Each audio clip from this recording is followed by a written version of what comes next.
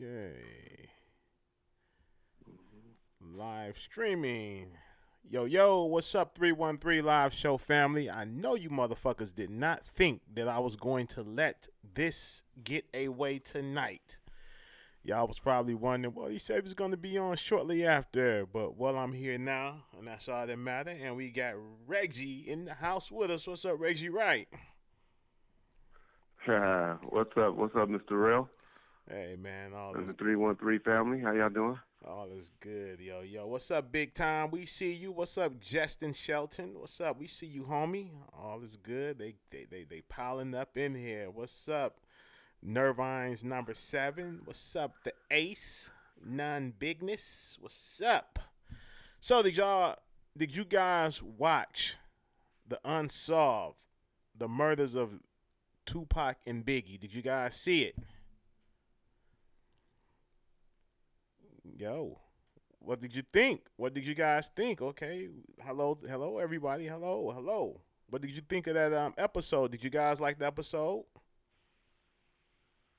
Okay, good deal. Yes, I did. Okay, that movie was not good. Young Loke said it was not good. I watched it. Okay, Mhm.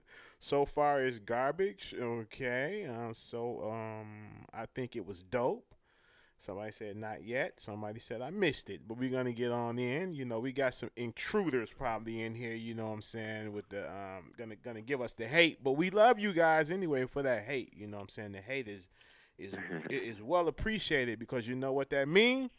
You motherfuckers is taking your time out to come over here and see what the fuck we doing, and that's all we want you motherfuckers to do anyway, because you're just talking, and we love to have you talking.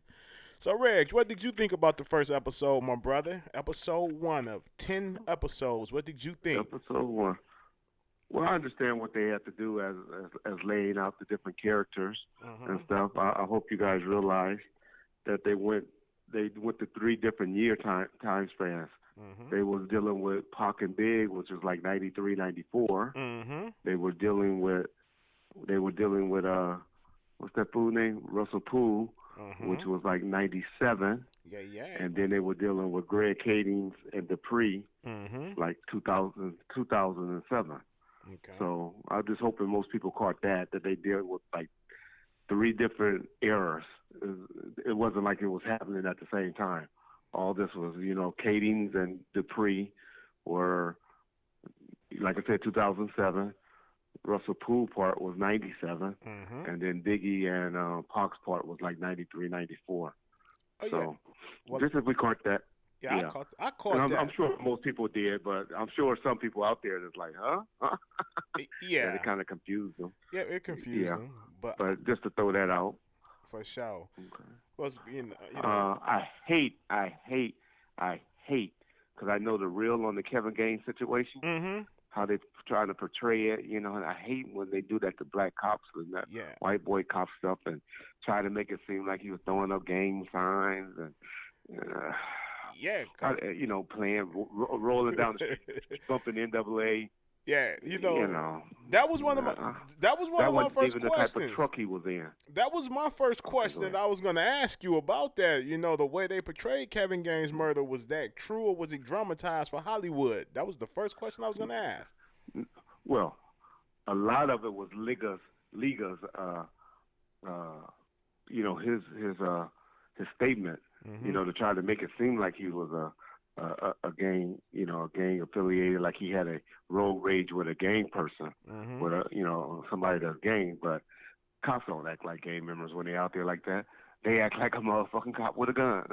Right. So I believe that the gun thing, may have happened, but not throwing up no gang signs, bumping no gang music, and even the type of truck that they put them in.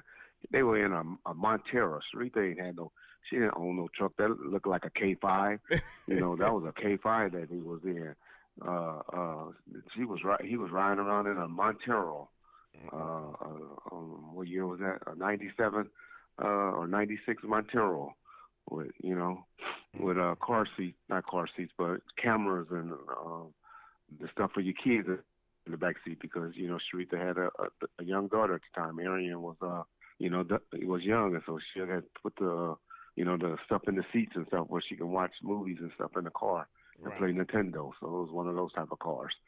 But they tried to make it look like he was gang banging and playing, the rap music and throwing up gang signs. And Mhm. but if y'all know the history of Liga, y'all know he's a racist motherfucker because that's why he eventually got fired.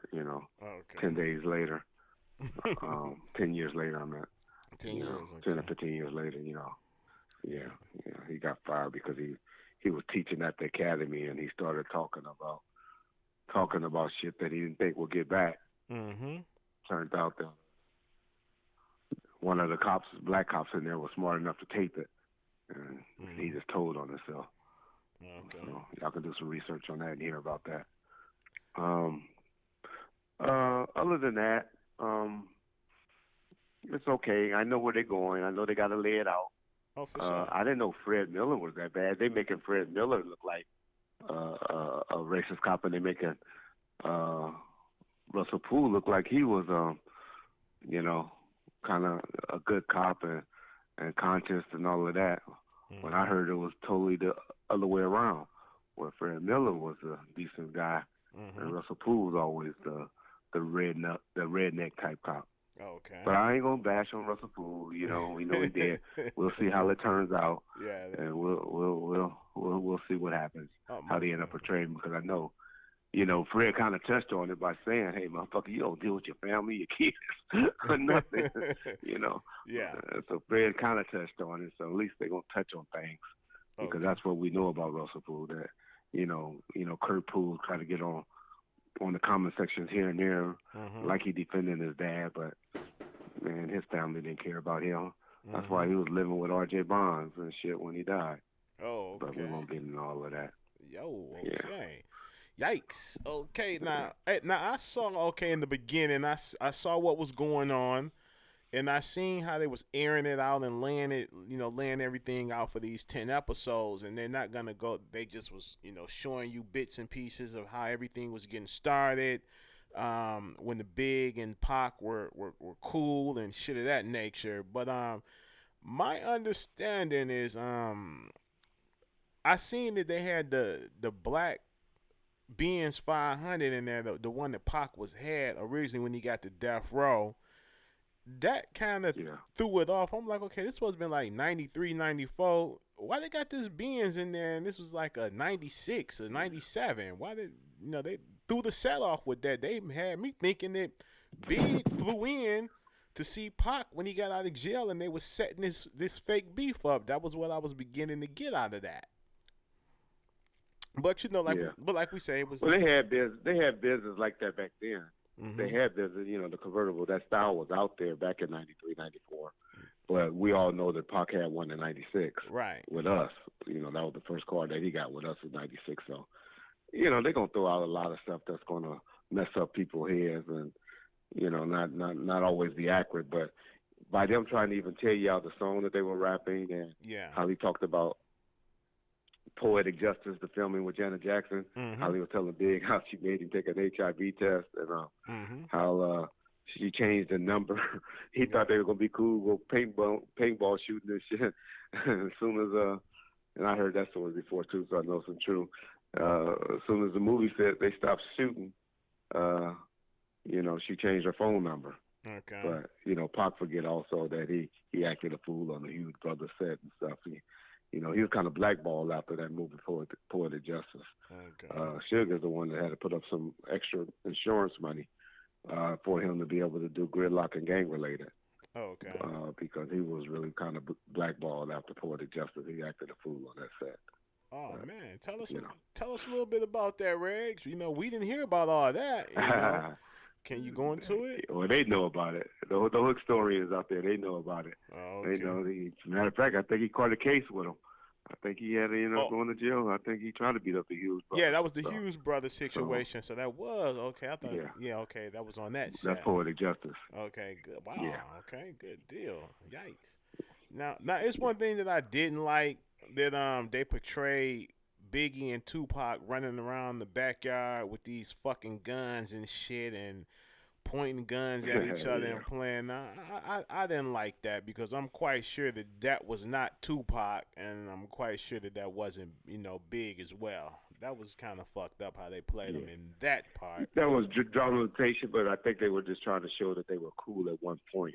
Mhm. I don't think they were that cool when they were hanging out, having barbecues together with with their homeboys and stuff. Right. But it was pre my time, and definitely pre his death row days. Mhm. And the time that I heard about they hung out with each other was on the East Coast more so than the West Coast. Mhm. But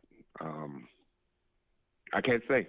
But I think that was dramatization, Mhm. just to you know trying to show us that okay they were cool at one point. Okay. Is the point I think they were trying to drive home. Okay, okay. DJ AG, the last scene with the guns really happened. He said that that really happened. Thanks a lot, DJ AG, for pointing that out Okay. for us. Okay, I was unaware of that. Well, he set us straight with Okay. that. Yeah. Okay. If DJ said it happened, I'm sure he done researched it. So hey, Yeah, I'm quite he sure. usually pretty accurate on his info. That's a Yeah. good thing. Now it was Yeah. like one of the family members just said that I didn't approve of. Okay, now I noticed that they didn't have a license to use any of Pac's or Biggie's music, and the Pac guy, the actor who portrayed Pac, was rapping, and I really that was a little bad taste in my when I saw him rapping about and Brenda's still having my baby, and I'm like, whoa, wait a fucking minute, Pac wasn't fucking no young girls and giving them babies, that was I felt that one was kind of fucked up. They should have. But once again, Yeah. it's Was TV. she pregnant? The girl that he pointed to, was she pregnant? No, I don't think she was And so they were pregnant. probably. No, Oh. I don't think she was Oh, I pregnant. thought. Okay. Yeah. Okay. Oh, okay. Yeah. Yeah. Oh, it was just that she was young. Yeah, just she was young. Well, it was just that she was young. Probably. Well, I'm sure she had to be over 18. But Mhm. y'all got to remember, Pac was in '94. Pac was what 21, Yeah, Pac was if about. that. Yeah. During that time, 2021. Let me see. Yeah, he's about So they'll be hanging with 93. some 18. Yeah, he's about 22, 23. About 93. He was like 90. You said 93, right? He's about 22. Yeah, 21, 22. I'm just trying to say that had to Yeah. be 93, 94 Okay. when they were when they were hanging out. So he had Mm, to be like 21, 22. So okay. yeah, you don't want to be hanging around with no 25, 26 year olds when you're 21. You want those titties to Shit. be hanging, be shooting straight up. You don't want them to be sagging, starting Hey, to hey, sag. hey, Reg, when I was 18, 19, I was trying to fuck 24, 25-year-old women. I was trying to fuck some experienced women, not these little girls, For real. Yeah, But yeah. yeah, come on now, I had to. Now, let's move it around. Now I see in earlier on in this first beginning, as they laying it out, the plot is gonna thicken. I see how they lay it out. Far as okay, they making it all about Big right now. His investigation, the Peterson Museum, the Bloods, the Crips, and Puffy and Keefy D, all the way on down to the Black Impala. Now let me ask you a question. To your knowledge, was there any Pyru mobs in attendance at the Peterson Auto Museum the night Biggie was killed?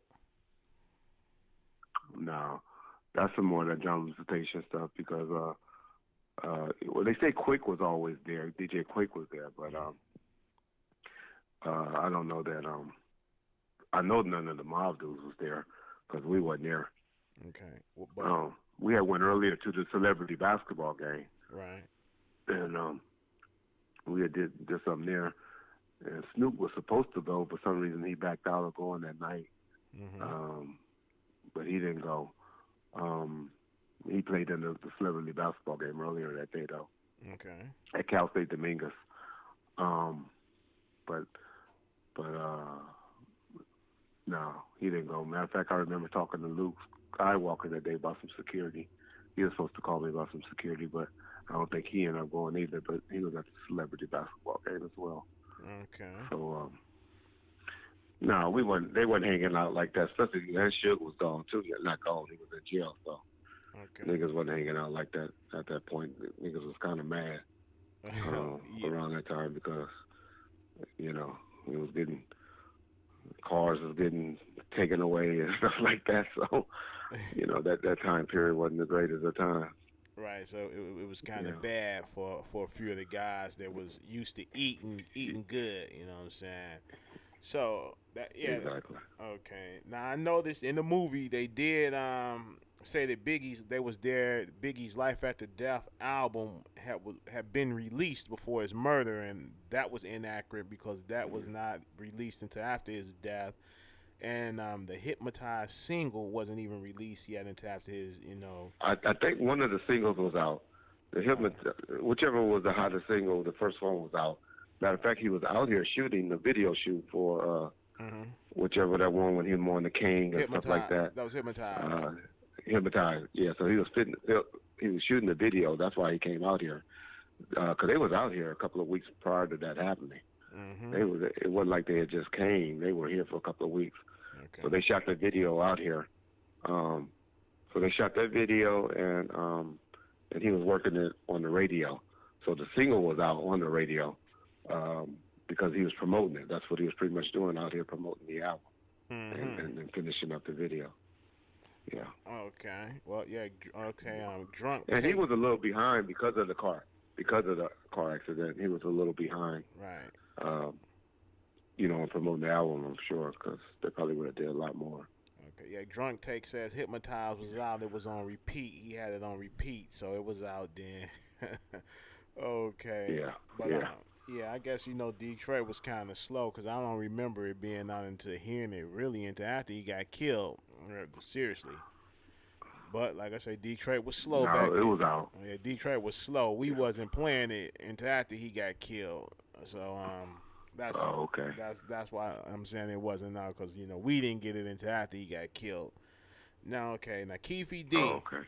he's big so far into this first episode. Okay, now they brought up some information that I don't know if other people may have knew about it, but I didn't know about it. That Keefy D was driving a black 1996 Impala, and the police went to his girlfriend's or someone's house, and that's where they found the car at, and they confiscated the car to test it. Okay, were you aware of that, Reggie? You knew Yeah, I anything? think that was actually the sister. I think that was actually the sister that they were trying to show, Mm-hmm. not a girlfriend. Mm-hmm. I think that was Orlando's Mother. sister. Uh, Okay. that was that they were talking to. Okay. But yeah, we had heard about that car getting impounded. I knew about it. I had heard about it, but it appeared that it hadn't been driven for a while. Mm-hmm. Um, is what I knew and heard about it. Okay. Like it had been stored.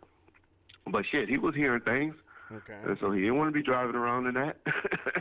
It Yeah. ain't like people were shocked about it. He had heard all the suspicion and stuff that was going on. What?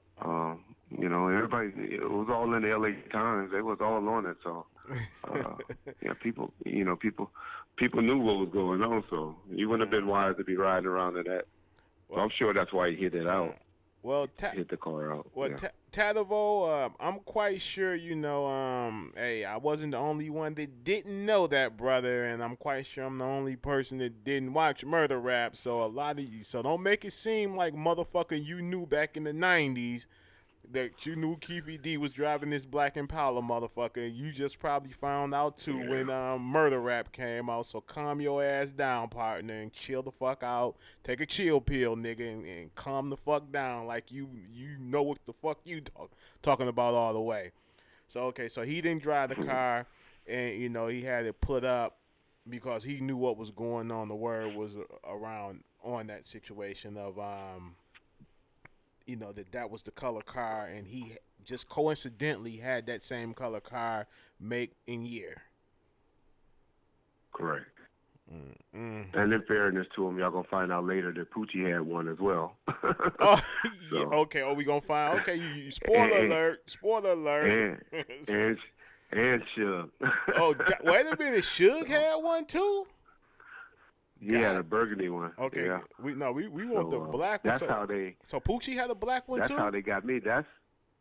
Yeah. Well, it was either black or green. I forget the color, but I think it was considered was black. Mm-hmm. But I know Suge's was burgundy. He had his custom painted, Okay. but it was burgundy at the time. So, yeah.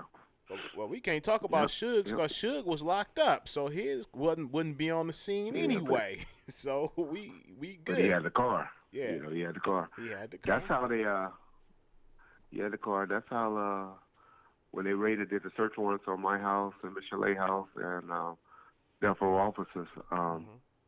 I was actually they thought they were gonna find the car because they had made a route like I was trying to get the car transferred out of death row name to either Teresa Swan's name or Michelle. I forget which one. I think that one was going in Michelle's name, but I was transferring them into both of their names, all of the cars.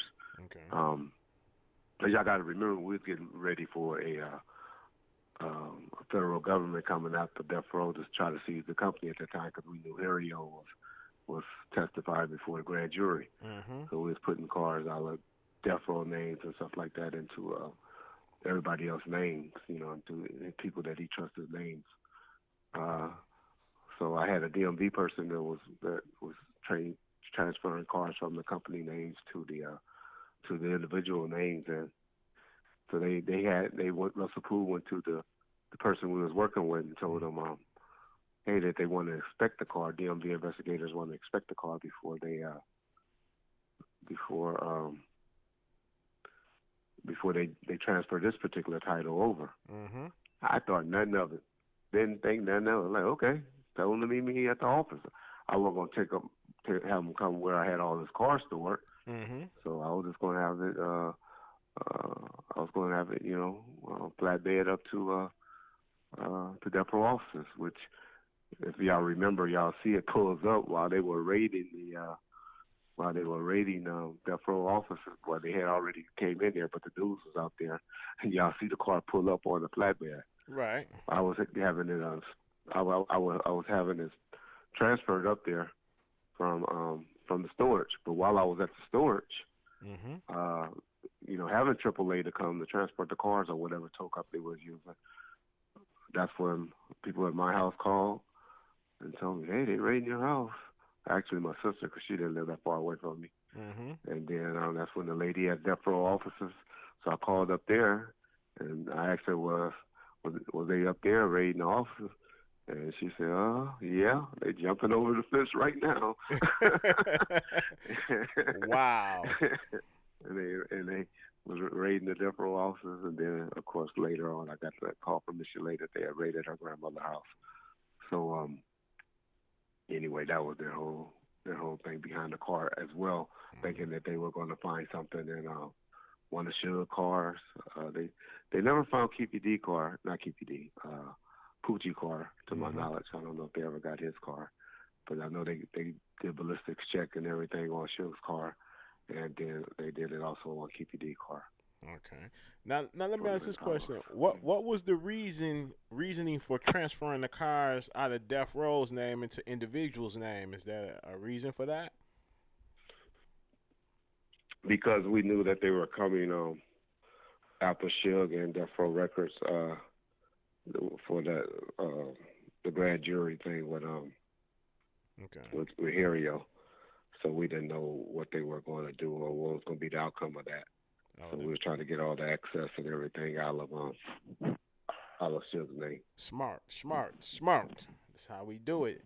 Thank you, Monique Hill, for Yep, yep. the donation. Even though we don't ask for them and beg for them, we don't need them, but we do appreciate them. Thank you very much. No shots at nobody. We ain't taking no shots because the motherfuckers be like, oh shit, real shooting shots at motherfuckers, and that ain't even how it went. But now DJ AG said DJ Quick had an Impala as well. And America's Nightmare said DJ Quick's bodyguard had a dark Impala also, which made him look Yeah. suspicious to many also. So I guess that So Impala was the drug very dealers. popping within the family. That's what I'm about to say. That was every street nigga dream back then to have that 95. It was 95, 96 Chevy Impalas. Mm-hmm. They came out in 95. They were hard Mm-hmm. to get in 95, but you know, by 96 they had made enough for them. But everybody Right. wanted, and they were cheap. They were only like 35 G's, I think, 30 Mm-hmm. to 35. So So they were priced right, and everybody, and that's when they first came back with the Impalas, and okay. everybody wanted them. Yeah, Yeah. I hated they And made. they had the SS ones, Mhm. the super sports. If you had it, you had the SS. Oh, you really had it. You really thought you had the shit. Oh yeah. Yeah. Many people had that SS up here. Okay. Now, now somebody. Okay, I go back a lot of times, and I watched several documents of Little C's and other people like Gene Deal was saying as well in a couple interviews. I don't quote me if it was Gene Deal, Big Gene Deal, but I know for a fact that it was Lil C's that said they were getting phone calls all day from somebody talking about we gonna kill Big Ass, we gonna kill that fat motherfucker. And this is one thing that a lot of people did not ask the question to. See, people don't ask the right fucking questions, and I'm gonna ask that question, or I'm gonna put it out here, and just make it is what it is. Okay, now back then, cellular phones, because I had one, was not popping. They were not. They was popping for niggas that had money, not for you niggas who sell little rocks and nickel bags of weed on the corner. You had to be getting some money or had a good decent job to have a cell phone back then because the bills were outrageous. There were no such thing as no unlimited any fucking thing. You had on peak hours and off peak hours, and I believe that the on peak hours were like 50 cents a minute and the off peak were like 30 cents a minute. So it was no fucking free nothing after 9 o'clock. That didn't come along until later on in the game. So Big, as I was saying, his phone was ringing and was getting death threats. So how in the fuck that would mean somebody close to Biggie and Puffy had Big's fucking phone number to be able to call him. A lot of motherfuckers don't think about that and didn't put that out there to say, well, hey, nigga, that was somebody in your camp that was calling you and threatening you. Because I'm quite sure, Reggie, you didn't have his cell phone number. Suge didn't have it. Exactly. So Yeah. that had to be somebody within his camp. You feel me? Yeah. Oh, that definitely was the South Side. They were on them. They were on their ass. They try to act like, yeah, even in the movie, I mean, in the documentary or the show or whatever y'all want to call it, the series, Mm-hmm. KVD tried to touch on it by saying, we just had a talk. But they were pushing up on them. And Right. that's why, they never had off-duty cops. Mm-hmm. They hired that dude, Reggie Baylock, that day Mm-hmm. or a couple of days before that. They just had hired those Inglewood cops. Those Inglewood cops, they're all on them. They got in trouble. They got some suspension days behind it. Mm-hmm. So they were working out without permission and stuff. But they didn't know those dudes. They didn't know anything about them. They had just hired them because they were getting the death threats and all of that. Um, but they tried to touch on that. And if y'all watch the Biggie movie again, where Lil C's kept getting the calls and niggas, they were making threats and hanging up on him. Mm-hmm. But that's what I always said. That's people that you fucking with that doing that. Mm-hmm. Now this and he, Now, in fairness to them, what was popular back then mm-hmm. was everybody had those burner phones. Not burners. We call them burners now. Yeah, But you remember you used burnouts. to have those phones that work for, you'll have them for about 30 to 45 days and then they're Yeah, cut off. yeah. We called them. We called That's them. what everybody, Yeah, we called them Bernie Macs up here. The Bernie Macs or burnouts. Bernie That's Mac, that what yeah. y'all call them. That's what we We had call them. some. The Bernie Macs. Like Yeah, I forget what we called them. Well, I didn't know if y'all caught that. That's what yeah. Derek Dupree got suspended for. The detective, the black detective that working on the Biggie case. Mm-hmm. He had got some suspension days for that. That's when the cops said you ain't using no clone phones or burned out phones no more. Yeah. Well, anyway, he got suspended or got in trouble for using one of those type of phones. Um, but everybody was doing them. You pay $100 and you hope they last. You hope they Most last. Give you at least 45 days. most Yeah, definitely. So, but yeah, but I'm looking at yeah, like back right. then. I'm quite sure Big he didn't have a burnout, but he may have had a burnout No, as no, well. no, But no, he had a no, real cell phone. They was calling his shit, and this no. is another thing that gets me too. That I don't know if they did it or and they haven't released it because law enforcement they do a lot of shit and they just don't release certain shit that goes down that they have evidence on. Now I always wonder why didn't anyone pull Biggie's phone records to try to get those numbers of those people that was calling him threatening him. But then again, at the same time, they could have Yeah, been calling from a burnout, a Bernie Mac. yeah, exactly. And they would call it Lil C's phone too. Mhm. So that'd be a good question if Lil C's is talking, Mhm. to ask what type of phone he had. I'm sure they had burnouts then. I'm not saying Big did or Puffy and them, Mhm. but I'm sure, because Lil C's, when you come to towns like that, when Mhm. you come to towns, what you need is a good weed connection. That's what all the artists needed. I mean, Mhm.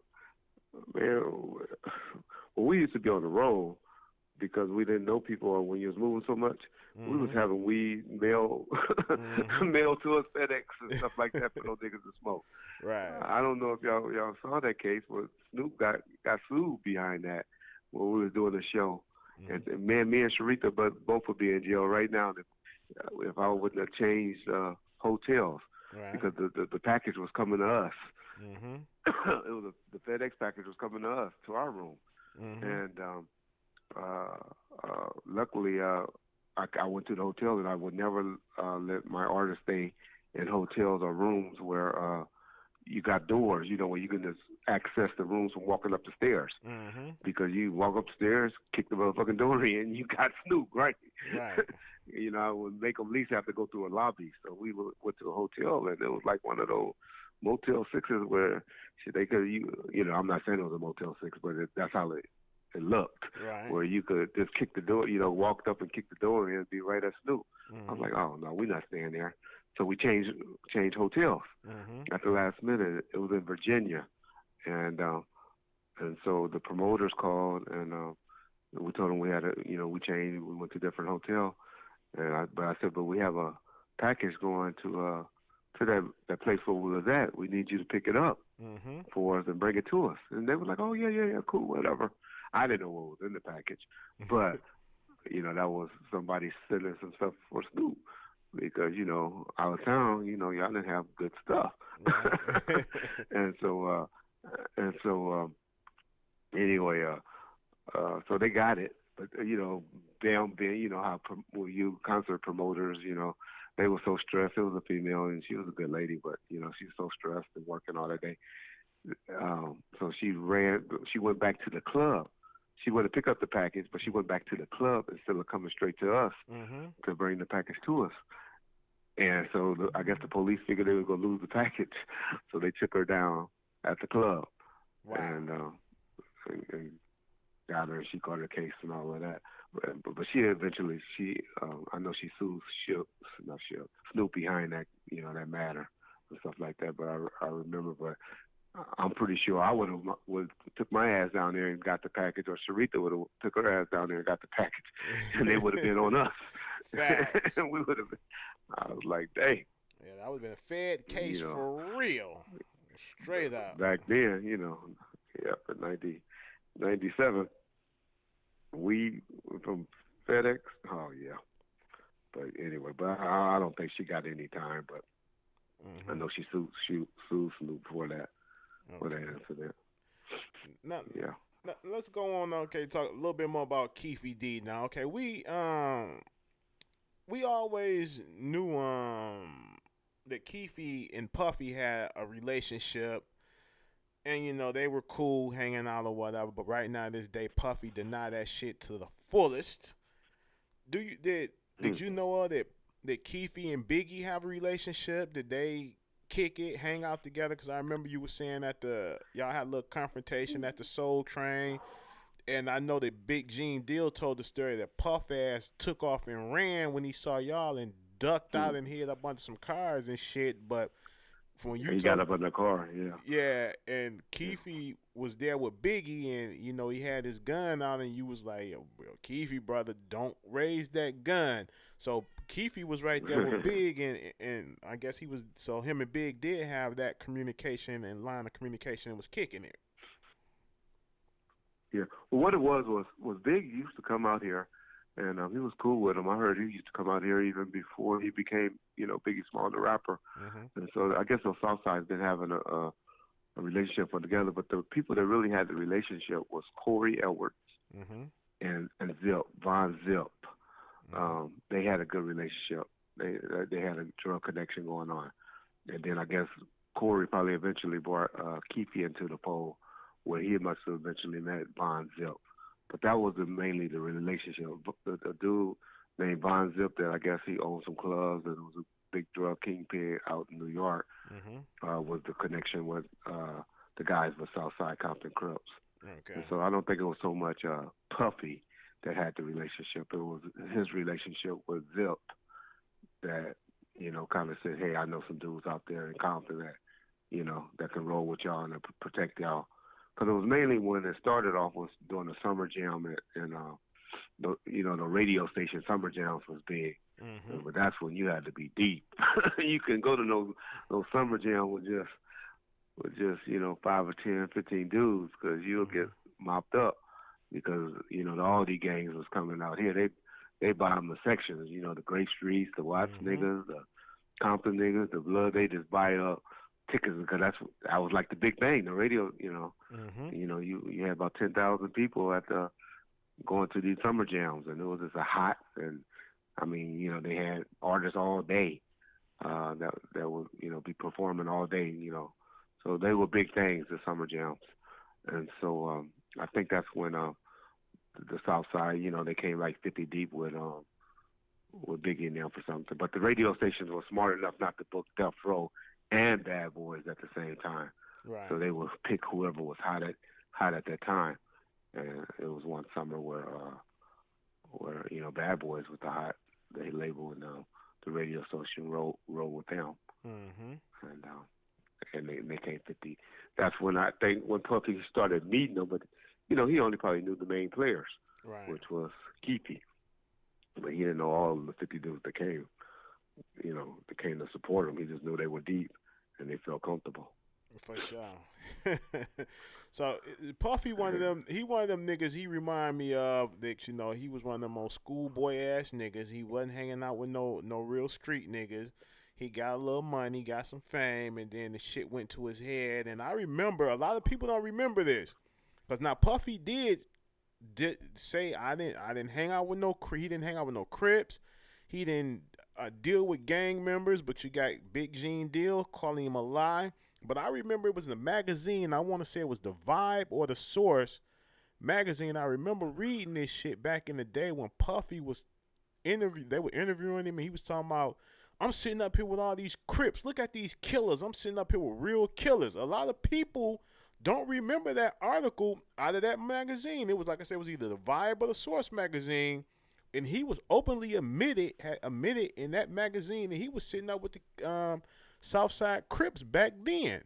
So damn, Puffy, you was a fucking habitual liar, motherfucker. The fuck wrong with you, Puffy? Oh yeah, Take that, it take was this that. L.A. Times writer out here. It was an L.A. Times writer out here named Chuck Phillips.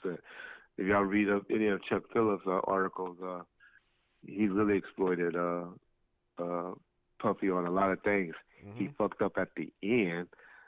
Some dude, some informant, gave him some fake documents, Mhm. and it caused him to have to apologize to Jimmy Henchman and to Puffy, which was a major slap in his face, where he Mhm. ended up resigning and stuff. But Mhm. prior to that, the work that he did before that, he was all in their ass. He was proving them left and right to be liars.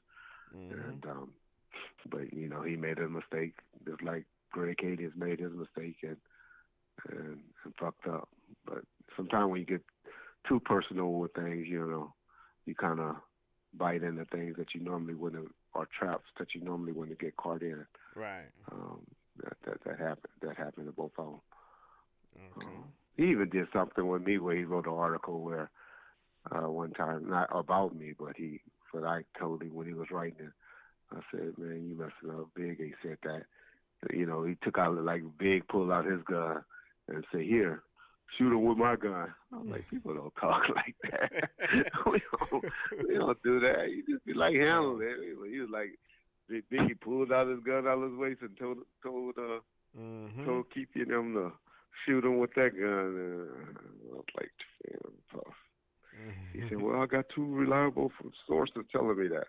I Right. said, "Well, Right. whoever's telling you that's fucking you because niggas, number one, they don't give up their girlfriend. I mean, they're gun. It's like their girlfriend. Right. Right. And two, yeah, yeah. Now, You just don't do that. now this is the Yeah. thing because a lot of people is in here. This on fire. A few people. I'm not gonna say a lot. Let me retract that. A few people saying that they believe that Suge Knight had Biggie killed. Now you gotta look at it like this, ladies and gentlemen. If Suge Knight did have Biggie set up and killed, had him killed, don't y'all think Suge ass would have been cooked a long time ago for that? They would have booked his big black ass a long time ago. They wouldn't let Suge get away like that, especially not on a high profile case like this. They would have booked him long time ago, people. But, however, I don't know. Money talk, bullshit walk. I'm not saying he did, and I'm not saying he did. So it is what it is. You guys got to be, use your imagination or what you want to believe on that. But hey, it comes back to Poochie again. Now Poochie, Russell Poole bought him. I think they bought him up a little bit in this episode. Now Poochie, how did Poochie get left holding this bag as being the man who set Big up to do the kill, to do the hit? Where did it come from? Yeah, where did that come from? Was that Russell Poole? No, Russell Poole right now is just on the. He's leaning towards the cops, Mm-hmm. but but his whole theory is always going to be. Well, his main theory is going to always be the cops. Mm-hmm. But right now he's investigating a little bit the KPD thing. Mm-hmm. But he's going to quickly rule that out, and he's going to quickly rule that out. But his whole thing is where his whole thing is still the police, the the LAPD and the Rampart cops. Okay. So that's I think he died. You're gonna talk to him in heaven, He gonna say the same or hell, thing. or purgatory, whatever. He's still speaking that right now. Hell no. Unless he got up there and talked to all of them. If they all got to a table somewhere and talking. Yeah, Russell Poole. If he was smart, he'd go and try to, hey, Pac, you come here. Biggie, come over here. Orlando, come here. Frank, come here. He's shaking them all down. Let's figure this shit out. Yes, let's figure it out. Figure this shit out. Now, okay, now, I, okay. Whiskey the Dunn asked me to ask you, who do you think should be interviewed with inside knowledge that has yet to be interviewed? That's a good one, Risky the regarding Dunn. what? I guess that would be regarding the Tupac and Biggie situation. Oh, I think the case is solved. Okay. I say it all the time. I said read Murder Rap if you wanna believe the case is solved. Now,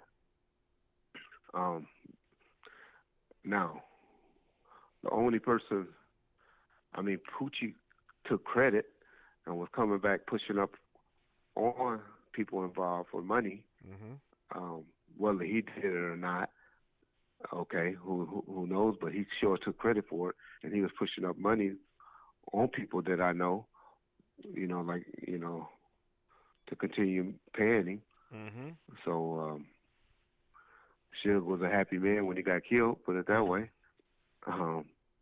But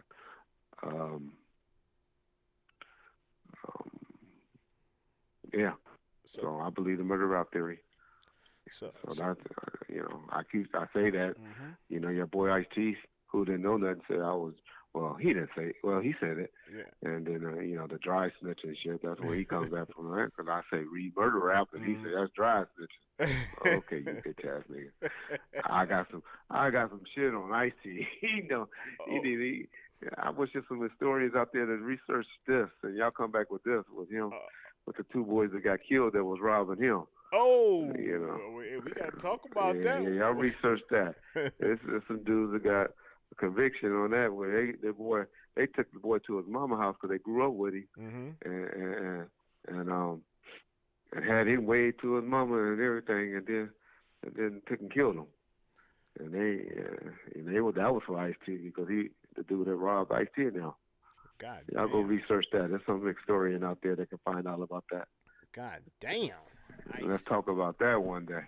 Yeah, we got to But talk I about think, that shit. Let's talk about that shit right yeah, now if you want to talk yeah. about it. Well, Shit. I don't got all the names and stuff. I Well, just remember later. what's going on. Okay, we'll But talk. it's out there. I'm sure some historian out there will find it for me, and Okay. they'll be texting us with it. Yeah, we'll get on that later, most deaf. Now, cause some dude hit me up in my email, personal email, and he left his phone number. He said he was Cat Williams' bodyguard for 9 years, and he was just basically talking about the Suge that he met ain't the Suge that everybody else knows about. He said Suge barely even cussed around Cat Williams. They was making jokes about that shit. How Suge was the one that was trying to keep Cat Williams calm and just he was a different guy. This Suge Knight, and I was like, man, you gotta send me some proof of that shit before I call you because there's a lot of motherfuckers Well, that. what happened with Suge and Mhm. Cat Williams was he was snorting that shit by then, and Mhm. he wasn't showing up to his shows. Mhm. And so Suge went and beat up the manager and took over, dealing with stuff. But he was trying to assure people that Cat was going to show up to shows and stuff like that. Mhm. And so uh, that was the whole thing on that. Suge was just trying to find somebody to manage, somebody to make some money off of. Should go And Cat make that Williams, money. liked how he rolled and all of that, and he got Cat ear, and he was having him show up to shows and stuff like that. Okay. But you know, Suge is Suge had vices there. That's what I'll say, for lack of a better word. And that's why he got along so well with P.D. Pablo, and that's why he got along so well with Cat Williams, because they had the same vices. But Okay. I understand those vices Mhm. because I really understand them, because this was a man that was able to do anything from probably about 92, 91 until about 2006, Right. where in 2006 he was the only money he was getting he had to push up on, Mm. and that'll break you. I'm telling you, that'll break you. Yeah. You know, emotionally, spiritually, all type of ways. And he was a broken man because of those vices. Mm. I mean, because of the not having the access that he had, and Right. he developed some vices that wasn't cool. Yeah. Okay. Wow. So Reggie, I mean, you and Suge, Okay. do you think that you and Suge one day will sit down and have that conversation and make shit right and y'all re-team Oh, up and make shit happen? well, I don't know if we're gonna be able to make things happen again, but we both gonna be old, because, like I said, I gotta go do 3.5 to 4 years, and hopefully, hopefully he'll beat this murder case. I really hope he beat that, Mhm. and then if they can work something out, on this robbery thing and make it a grand theft or something like that, Mhm. um, where it's not a serious fella. Um, he already got 6 years under his belt. So he Mhm. done did 3 years, and you get day for day in the county jail. Right. So he got 6.5 years under his belt. Um, and he's in on that robbery bill too. So that's counting for that case too. Mhm. So if they don't try to strike him out, even if he plead out to 12 years, he do another 2 or 3 years, he can be out Right. on that. So me and him will always be able to talk and communicate. Because like I said, me and him ain't never had a harsh word face to face to each other ever in life. Right. Um, and so, but we both get hurt by each other. Things that I'm sure I done said on these forums. I'm Mhm. sure, would hurt him if he go back and listen to. And things that I done heard from other people, hurts me. And it hurts. Things only hurt you when you love somebody or care for somebody. Right. You can't say shit to somebody that don't love me. When you was talking all that it didn't hurt me. It just made me want to be like, what's this nigga talking to me like this? Who do you think he is? We know I would reach out to him. But I that's was, how the mentality that we have. Yeah. you know, And so Yeah. You know, But it could hurt me. That shouldn't hurt me. You know, people say shit in the comment section all day. I yeah, can tell you every one of them name that done said something to me that, but it don't hurt me. It make me want to say, nigga, cool. I wish I could just have 5 minutes to deal with you. let me I tell wish I knew you. who you were. This bitch Gregory Martin or some shit like that. This bitch sent me an email Saturday, and I just got it tonight. And this bitch took time out of his busy schedule to sit down and send me an email talking shit, right? And I'm thinking like, Okay. okay, bitch, you just sent me an email, bitch. I'm finna pull your motherfucking address and your phone number, bitch. You just sent me your shit, nigga, and I'm finna get at you. So you Uh, know, you sit back, nigga. I'm something gonna be coming to pay you a visit, bitch. That's all I'm telling you. And I'm looking like, do these yeah. motherfuckers really know that they really make these mistakes and do this dumb shit? These niggas is that easy? Yeah. Dumb And, motherfuckers. and, and it don't hurt you. It just make you mad that they coming at you like that. You know, like how can you come at me? I And look it at took you it. to tell me. He said, Reggie, a lot of these people just keyboard gangsters. That's probably 18, 19-year old. And so why are you letting them make you mad?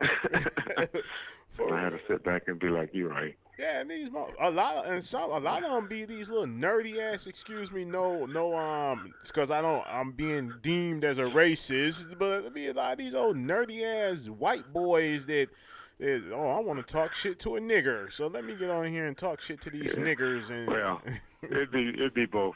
It'd yeah. be both races. I Yeah, could tell the way it'd be both. yeah, it'd be So both, but yeah, you it'd be know, both. mainly I get a lot of those white boys, and I love it. I'm like, wow, y'all bitches give me this much power over you bitches that y'all thinking about me like that, for real. Yeah.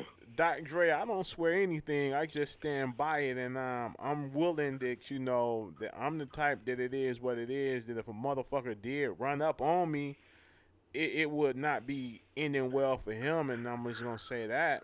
And please believe it, I do have a permit to carry, motherfucker. So anybody that wanna run up that day, be my motherfucking guest because I got enough bullets to go around, and that's real motherfucking talk. Now you can take that how you want to take it. Like I ain't even gonna talk about this clown ass nigga, but just don't know. Just know I'm legally registered to carry, dumb motherfucker, because I own businesses and I can carry mine anywhere I go. So I do got enough bullets to hit your ass up. Real talk. Hey, I'm kind of curious. Not And I ain't trying to cut you short. I just want to get back on the subject right quick. I want to call Sharika anonymously and see what she thought about the go. the Kevin Gaines Mm-hmm. thingy. Go Y'all ahead. want to do that? Let's do it now. Hold on. Let's, Go ahead. Let me say this, family. That's not the real Gene Deal right there. This is a fucking fraud. Gene Deal got my okay. phone number, and Gene Deal will call me because we got that open line of communication where he can call me and I can call him. So this Gene Deal motherfucker is a fraud up here. Get your troll ass up out of here, you bitch.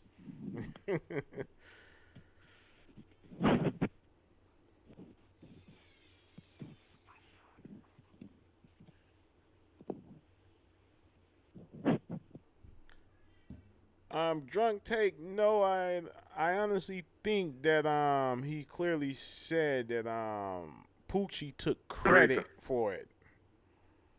Sharika.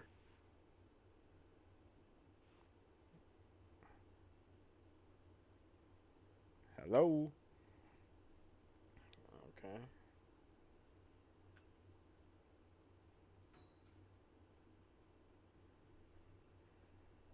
Oh, everybody want to hear from Sharitha. Like, okay, I want to hear what Sharitha think about how she was portrayed. Oh no, drunk tank. It's all good, family. That's what we here for to, get everything good and get it together. So that's all that is. Real talk.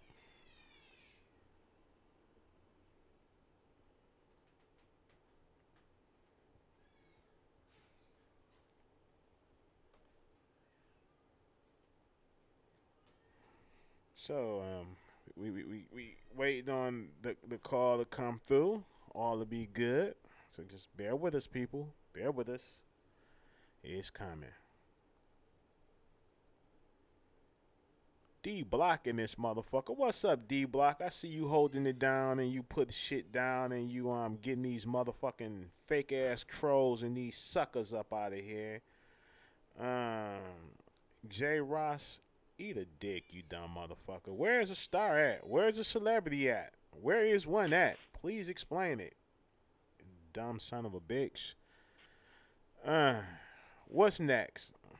What it is J Ross.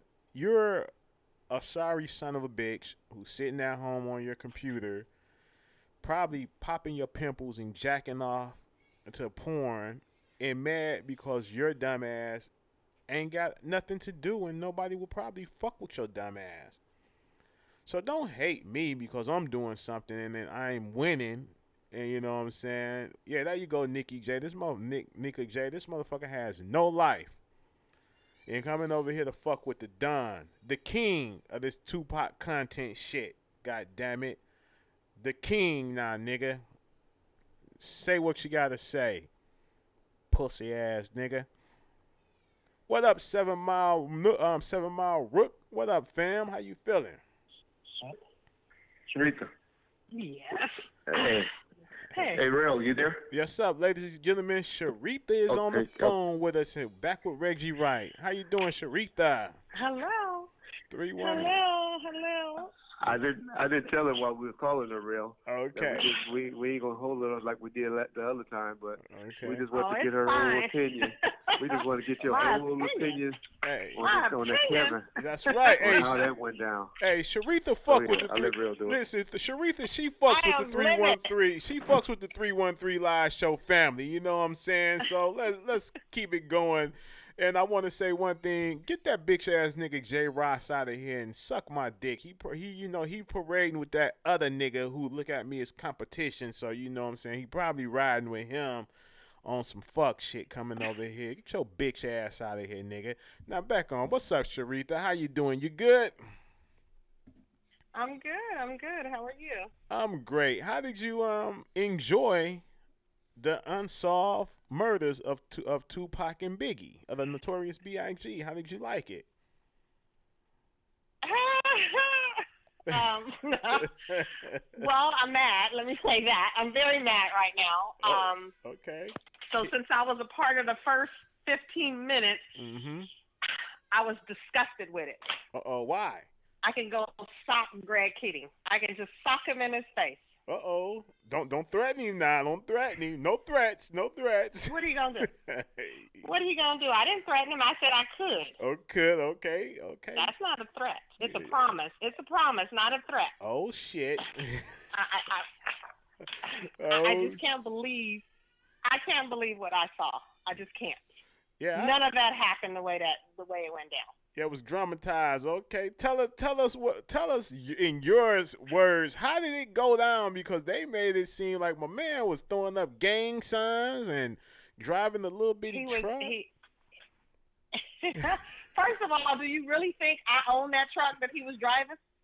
You know what? I was like, okay, this got to be dramatized, or Suge had her. This is what I was thinking, because street niggas, we do this, like we take our woman, our wives or whatever, and we'll put them on a soup diet, and you know what I'm saying, okay, you ain't driving the Benz, you gonna drive this piece of shit right here. So I was like, Suge must have had her on a soup diet. Why would I drive something like that?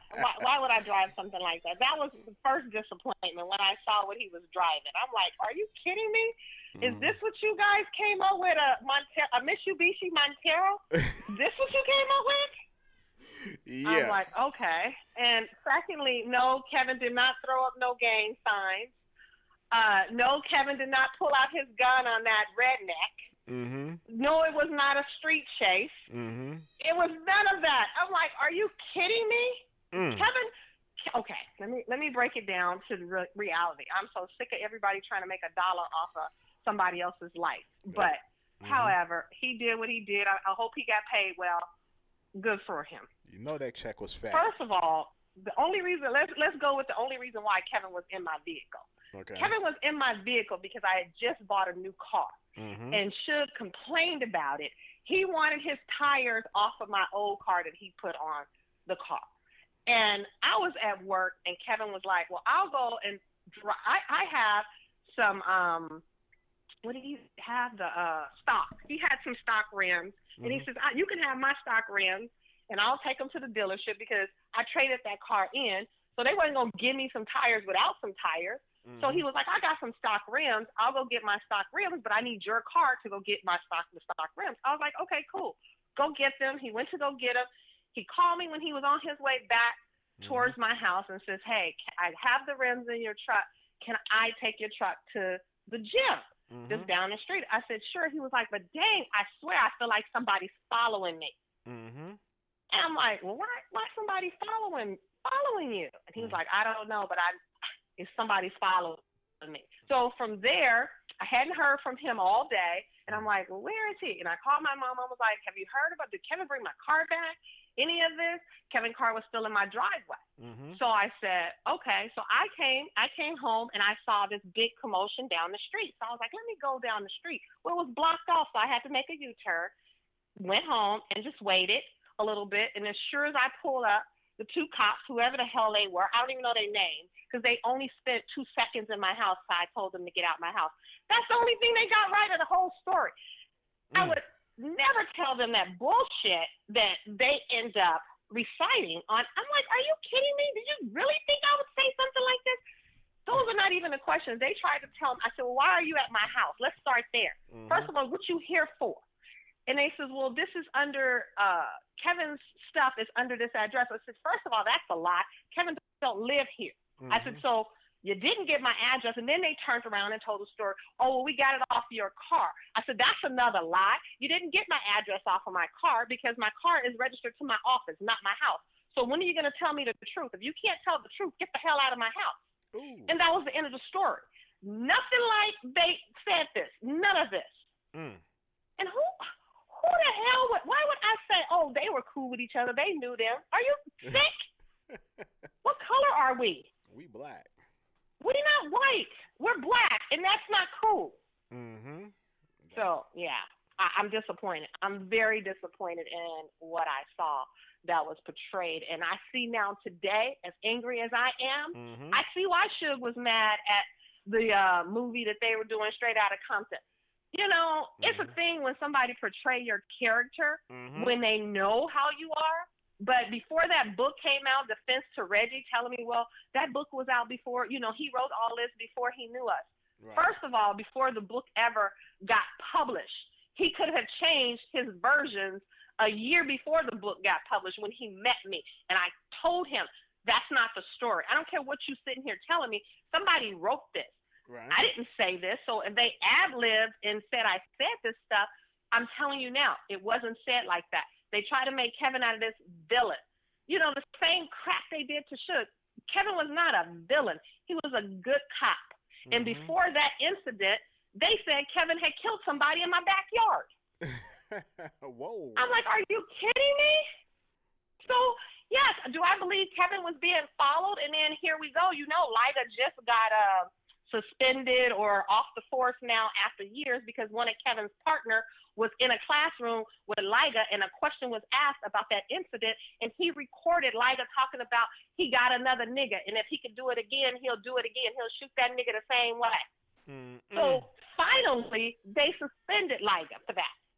Oh, And the okay. only part that I agree with was the captain sitting there saying, well, we're not going to make just because he's a black cop, make him look dirty. Because he wasn't dirty. He got forced retired out of that. Yeah, same difference. He just white. It was 20 years later, 10 years later. What difference does it make? He finally off the force. Yeah, that's the point. Yeah, that's the point I'm saying. That's just what it is. He's finally off the force because somebody had to actually record what he was saying.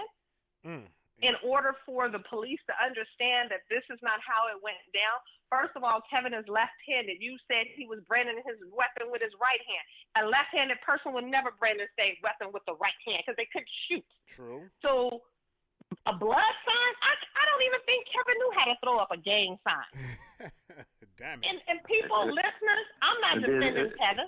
And then people don't know because they kept it quiet, but they settled with his family. They did settle with his family. Yeah.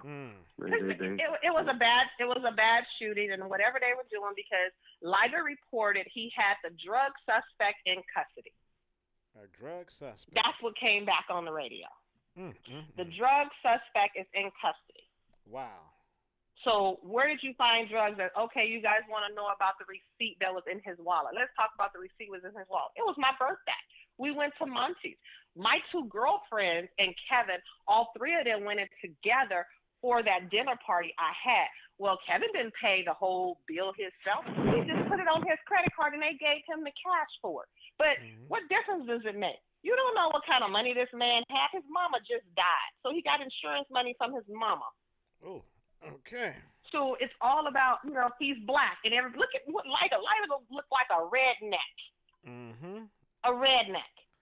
Yeah, And all of a sudden, you could have said it was the case. Let's just say it was a street argument. You could have, both of them had the opportunity to brandish their badge, to say I'm a cop, or any of that. Mm-hmm. You think another cop gonna pull up on anybody, stranger? Kevin's a cop. You gonna pull up on somebody and say, "I told you I'd cap you"? Really?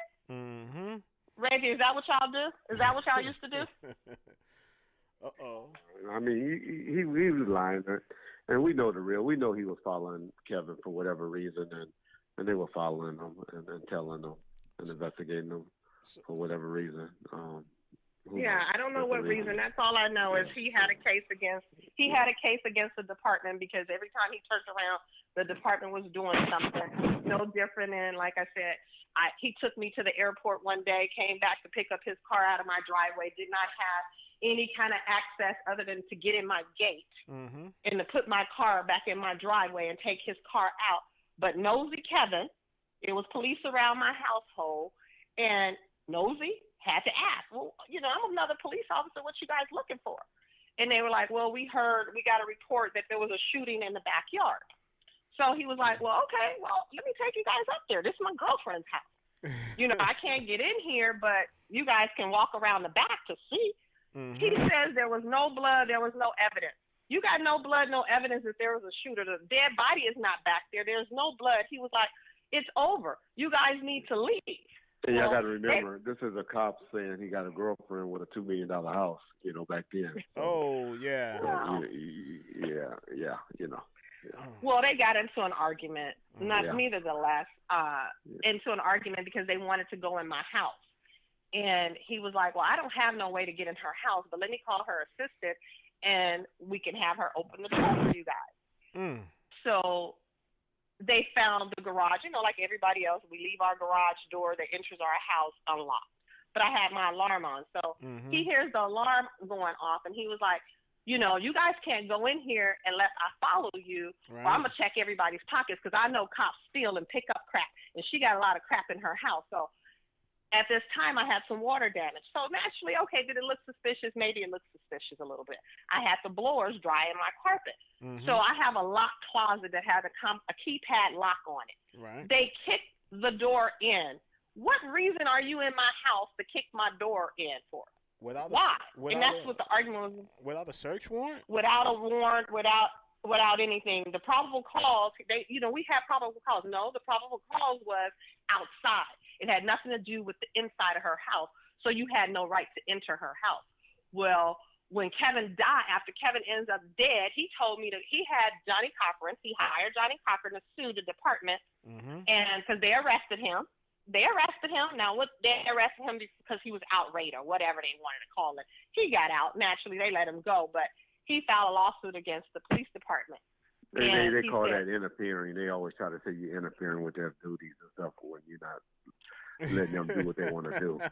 But, exactly, because he called some white cops out on they stopped and said, y'all going to pick up something. And then they tried to make it seem like he the one that called the call in. Oh, yeah, I didn't get to that yet. That's Russell Puth's story. Okay, come on. The drunk come up with that story that he... Come on, Reggie, be quiet. Let Sharitha tell this shit now. Come on. Everybody wants Sharitha. Reggie likes this story better. Well, I got to remind her and tell her, He do have to remind me of everything. He does, because I've decided that I wasn't going to remember none of this crap, and so everybody keep bringing it up. Okay. But yes, they said Kevin used the phone down the street, a phone booth, and you guys, phone booths did exist then for y'all youngsters that don't know no better. Sure phone did. booths existed. They existed, and they said that he called the call in, and it was his voice, and he said he didn't know it was his voice. Mm-hmm. So I don't know what they got and how they spliced it and however it was. How did you stop at a phone booth first after taking me to an airport and had time to ask the officers, did Mm-hmm. you think they were going to be assholes when you got to my house? No, you couldn't have thought that. That was pre-planned. You couldn't have thought none of that. So this is why this thing. And first of all, people don't know. Me and Kevin broke up for a whole year. I hadn't Right. seen Kevin for a whole year. And then all Mm-hmm. of a sudden, and remind you where I lived at the time Mm-hmm. in Hollywood Hills, right there. It was no cops, no helicopters, no none of that. You didn't hear any of that. And all of a sudden, when me and Kevin started talking back together after his mother had passed, Mm-hmm. all I heard was helicopters around my house. Every night there was a helicopter hovering over my house, and I'm like, well, what the heck is this? So it all panned out to fit what he was saying to me. He was like, dang, I just swear I feel like I'm being followed. Mm-hmm. So Wow. that's the truth of the Kevin Gaines story. And no, Suge and Kevin met one time, and it was not a happy meeting. No, no, I wouldn't have never told nobody. Oh yeah, he works. He handsome. Are you freaking kidding me? He handsome and fun. Oh Now, yeah. I'm happy you brought Suge back up. Now, you mean to tell me Suge, all this motherfucking money, millions, calling you and pressing you to give him some motherfucking tires back off of your old truck? Oh yeah, but you know that's just Suge being Suge, and you kind of get used to Suge bull crap, and that's fine. It's you're exactly right. Suge was just being an asshole because he was like that. Something to mess with me about. Oh, give me my tires and my speakers out of your car. Are you kidding me? Do you really need that crap? No, he didn't need it. He just wanted He it. didn't need it. So the tires, yes, the tires never even made it back to the dealership. I had already called the dealership and said, hey, I'm gonna bring the tires in the morning, take my tires off so I can give it back to this nigga that's tripping over some tires and whatever else is in this car. So the tires were still in the car. And you got to understand, where you turn to enter the hill to go to my house, the next light was the AM PM. So where did the chase start? Where was the chase? Mm. Like, My house is right at one light. The freeway is at one light, and the AM PM is at another light. Where does the chase go down mm. Yeah. at? It didn't happen that way. Well, This you know it's it started dramatized. off the freeway. Well, you know they had to It is dramatize that dramatizing, shit. but it's still real. It just bothers you because what happens is these immature young adults don't know no better to think on their own and say, I don't think that would happen like that. Only people of our age group Mm-hmm. would understand and look past that it's a story. It's somebody else's version of a See, story to make, I was told, oh, well, it is one thing in there that you wouldn't like, but they try to make it funny when you supposed to say Kevin's good looking and funny. I said, really? I didn't find that funny at all. right. So this is a made up crap. Mm-hmm. And I'm just disappointed that as a writer, you knew the facts to this story, and let him tell it. He has no control over the network and how they wanted to portray everyone. But I feel like if this is your story, don't sell your soul. You just sold your soul as far as I'm concerned, because I had a lot of respect for Greg up until this bullshit I just saw at 15 minutes of. Oh, so now let me say this. You should have told me. Mm-hmm. He should have told me the whole story about. He knew exactly what my part was in this. I didn't even know, for that matter, this was coming out until I got a text one day and said, Sharitha, this is a story that's coming out, and this is who portraying you. I didn't even know that. But yet, I'm quote unquote was this man. We went to lunch often. When he comes in Vegas, we go to lunch, we hang out together, and you couldn't tell me this stuff? Mm-hmm. Where's my cut in this story? Where's my cut in this story? Whoa. You put me and Kevin in a story. Me and Kevin had nothing to do with Biggie. What is that? I didn't. And my 16-year-old daughter, is sitting here watching. She was like, "Well, I'm confused. What does this have to do with Biggie and Tupac's murder?" Right. That's a 16-year-old. Right. So you guys thinking about y'all 20s and 19-year-olds? A 16-year-old was watching this today, and she said the first thing out of her, when she saw the first 15 minutes, she says, "Well, Mom, I'm kind of confused. Now, what did this have to do with Biggie and Tupac?" I said nothing. But I Oh, know Reggie's gonna say, "Oh, that's because they thought the police was involved in Biggie shooting." Bullshit, bullshit. Because he knew exactly who did the Biggie shooting, so you didn't have to have that in there. You knew most exactly definitely. what you was doing, and I can't, no, I can't believe they thought Kevin had anything to do with Biggie shooting. So you lying. You're lying. You just added me in there to be added me in there, and you're just trying to make another black Mhm. man that's dead. He got kids. You're trying to make him out to look like a dirty cop. I can't Yeah. wait to, I shouldn't even see the rest of this 10 damn episodes. Sharika, no, What? it's not Greg I'm Katie's pissed. It theory. is. It's Russell Poole's theory It's the about the Russell. dirty Oh, cop. okay. I don't care. I don't care. But Greg knew better. Greg Well, knew better. Dupree told him better. And what is mhm. Kevin? What do they call him? Kevin Sweatsuit Games. Now I know all prior partners, and nobody knew his nickname was Sweat. Kevin Sweatsuits Gangs. Wow, that's a new one. He wore Versace shirts. So fucking what? How do you know the Versace shirt was even real?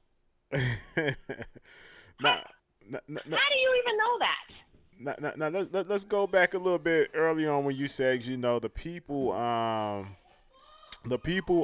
you say, the people were just going back and forth of listening to the young crowd of whatever, and it was a situation where oh, wait a minute, our live, we done got interrupted on the live chat here. What the fuck is going on here?